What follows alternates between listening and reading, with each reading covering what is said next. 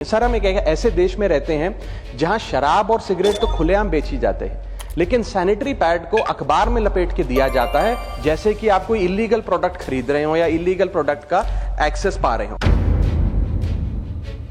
Period natural है, लेकिन stigma उसके अराउंड जो है वो अननेचुरल है। साइंस नेचुरल है, लेकिन उसके अराउंड साइलेंस अननेचुरल है। मेंस्ट्रुएशन बायोलॉजी है, लेकिन इस प्रकार की सोच जो मिसोजिनी है वो एक आइडियोलॉजी है। रिलीजियस नोशंस के चलते जो महिलाएं अपने पीरियड से गुजर रही होती है उन्हें एक इम्प्योर या अशुद्ध कहकर किनारे कर दिया जाता है। उन्हें किचन में प्रवेश नहीं करने दिया जाता। बहुत जगहों पे उन्हें सामाजिक फंक्शंस में नहीं आने दिया जाता है।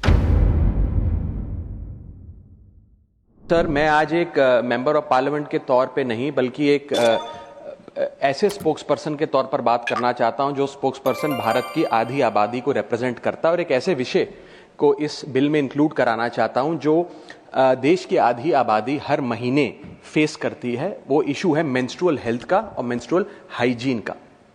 सर, समाज में इस विषय को जानते सब हैं, लेकिन बात करने से कतराते हैं, और हमारे समाज ने मेंस्ट्रुअल हेल्थ और मेंस्ट्रुअल हाइजीन के इस इशू को साइंस का इशू नहीं बल्कि साइलेंस का एक इशू बना दिया है, और ये एक नेचुरल बायोलॉजिकल प्रोसेस को एक सोशल टैबू में तब्दील कर दिया है।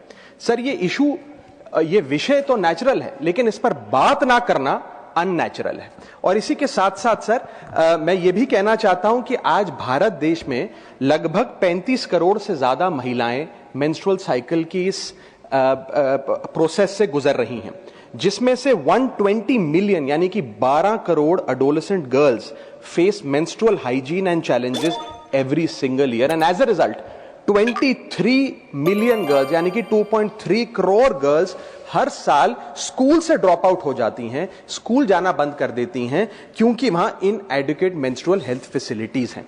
Sir, lack of sanitation and lack of access to menstrual products के चलते हमारी बेटियां ऑन एन एवरेज 60 दिन साल में स्कूल मिस करने को मजबूर होती हैं, और वर्किंग महिलाएं महीने में 2 से 5 दिन अपना ऑफिस मिस करने को मजबूर होती हैं। सर, हम एक ऐसे देश में रहते हैं जहां शराब और सिगरेट तो खुलेआम बेची जाते हैं, लेकिन सैनिटरी पैड को अखबार में लपेट के दिया जाता है जैसे कि आप कोई इलीगल प्रोडक्ट खरीद रहे हो या इलीगल प्रोडक्ट का एक्सेस पा रहे हो।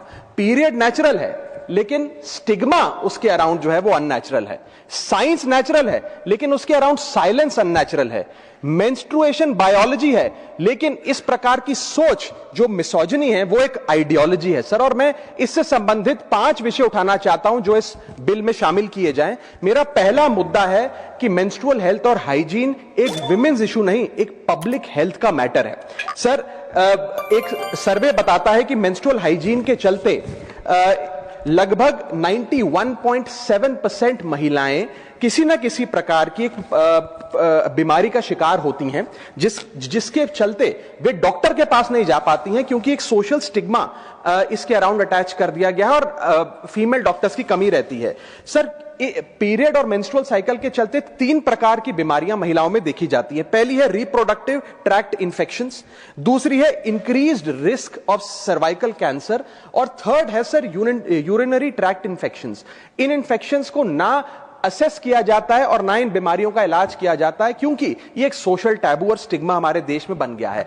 2024 की NIH का स्टडी बताती है सर कि 16 राज्यों में जब सर्वे किया गया तो उसमें पाया गया कि 14.3% of the girls saw treatment from health professionals for menstrual problems, यानी कि 100 में से मात्र 14 बच्चियां ही डॉक्टर या अस्पताल जा सकी, क्योंकि वे राघव जी बहुत इंपॉर्टेंट चीज आप बोल रहे हैं जी।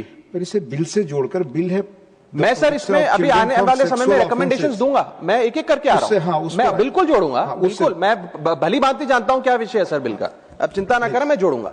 इसी के साथ साथ सर 3-4 प्रकार की अहम बीमारियां हैं जो मेंस्ट्रुअल साइकिल जो महिलाएं जिस दौर से गुजर रही होती हैं उनमें देखी जाती है, जैसे कि एंडोमेट्रियोसिस, PMDD, PCOS, और ये तमाम बीमारियां अनडायग्नोज्ड रह जाती हैं क्योंकि इनसफिशिएंट क्लिनिकल ट्रेनिंग है और इसे एक टैबू माना गया है। दूसरा विषय है सर, ये विमेन्स इशू नहीं बल्कि एक एजुकेशन का इशू है, जिसके चलते 60% बेटियां अपने पीरियड्स के दौरान स्कूल से एब्सेंट हो जाती हैं या स्कूल छोड़ने पर मजबूर हो जाती है, और खास तौर पे ये रूरल एरियाज के स्कूल्स में देखा जाता है। सर, टॉयलेट होना एक चीज है, लेकिन यूजेबल टॉयलेट होना एक और चीज है, इसमें बहुत फर्क है। और यदि टॉयलेट में पानी नहीं, प्राइवेसी नहीं, सोप नहीं, डिस्पोजेबल बिन नहीं और सैनिटरी पैड्स नहीं, तो वो टॉयलेट नहीं, मात्र एक कमरा है। इसी के चलते मैं कहना चाहता हूं कि सैनिटरी इंफ्रास्ट्रक्चर फैसिलिटी का जो गैप है, ये एक इंफ्रा गैप नहीं है, ये डायरेक्टली हमारी बेटियों की एजुकेशन से लिंक्ड है।